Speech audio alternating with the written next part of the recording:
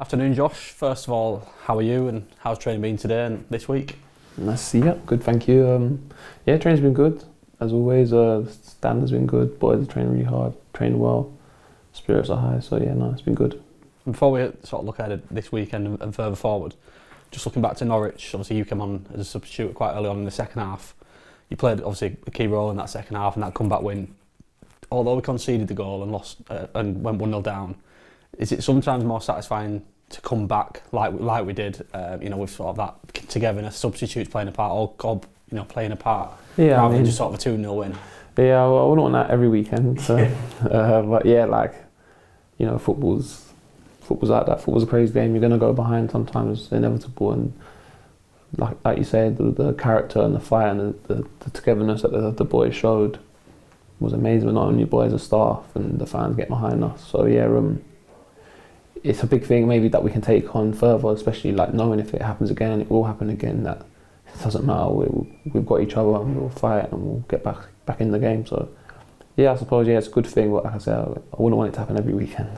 Obviously John Egan was forced on early on with Max's injury, and then yourself coming on when Jeremy landed awkwardly, and then Zian and Hannibal came on a little bit later on. But everyone sort of played the role, throughout, whether they started or came on. But does that sort of show the togetherness and the spirit that's in this group, that whenever called upon, whatever minute is, everyone's ready to be a part of it? Yeah, 100%. I mean, everyone's got a role to play. Even if you don't play, you've got a role to play. You've got to be ready to play your role, whatever that is. Whether you're just on the bench and supporting the boys and giving them everything they need from the side, whether that's encouragement or whether that's words that's going to get someone going, or any minutes you've got to play. Or if you're starting the game, everyone's got a role to play on the day. So we're all in this together, no matter what role it is, and we all got the same goal. But I think you could see last week in the togetherness and the spirit from the boys, and the boys who came on done well. But it's like a squad game, and we're here together. That's the biggest thing. And it's a busy period of football. Everyone's aware of what the Christmas period brings. A lot of games in short space of time. Are you excited for these couple of weeks? Yeah, I am, to be fair. Nothing better than football matches. Obviously, everyone wants to play football games. It's probably the best thing.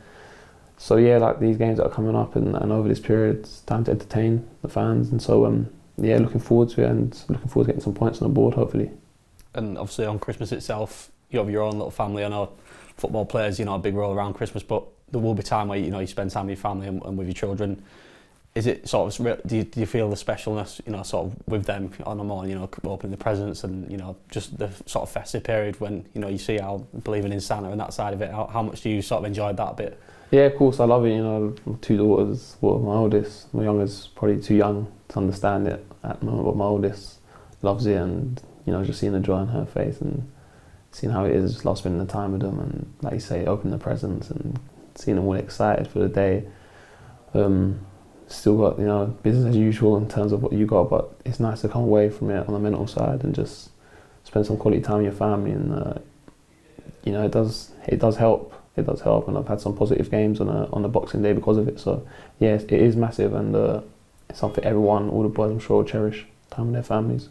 And are you one of them that has Christmas music on in the cars, watching the films on an evening, or how much do you sort of get involved in it? I will watch films, to be fair. I will watch I'm a big Christmas film man. I love Christmas, to be fair. When I'm back home in London, my family get together and I've got one cousin who loves playing games, so we'll all start playing games. I've got quite a competitive family as well with it, so won't release this year because obviously, as I say, there's business to be done. But I do love Christmas. I do love spending it with my family. I look forward to it. Favourite Christmas film? It's always been Home Alone. Both, to be fair, I like both of them. I was getting force my oldest to watch the second one the other day with me. So me, Nathan Redmond and Jaden have been singing the parts of the Home Alone 2 song everywhere in training. So we've been getting into the spirit. Back to the football.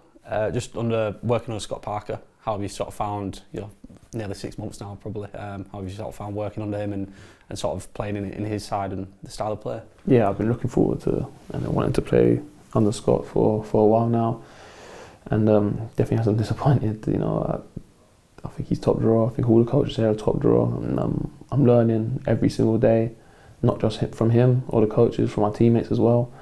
But I can't speak highly enough of the gaffer, and appreciate everything that he does in terms of teaching us and progressing us and nudging us along as a team and individually. So yeah, I couldn't speak highly of him. I think if I speak any more highly of him, the boys probably give me stick, so I better try and rein it in a bit. Just looking ahead to this weekend, Watford at Turf Moor, the final home game of the calendar year. One you look forward to, being back at home in front of fans, sort of ahead of Christmas? Yeah, of course. It's a big game. It's a big game this weekend. Watford are a good side. I've played against them before earlier in the season. I know what they've got. They're dynamic. It's a good test for us and a good opportunity to make a statement again. I thought we made one last weekend against Norwich in a different type of way, and hopefully this game will be sort of less emotion attached to it and more, a tactical element and just playing better on the day and playing better than the opposition. So yeah, I look forward to it, and again, as I say, it's about entertaining the fans. So this weekend, hopefully we'll go there and, like I say, make a statement and more than anything, get 3 points. And finally then, a double header, sort of Sheffield United and Middlesbrough in the space for a few days.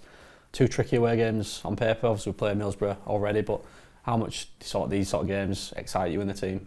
Yeah, they're massive games. You want to play in the biggest games, the biggest pressure games there is. So every game is important, to be fair, and every game is big and every point are needed. So like I said, this game coming up on Saturday is the most important because it's the one that's coming up first.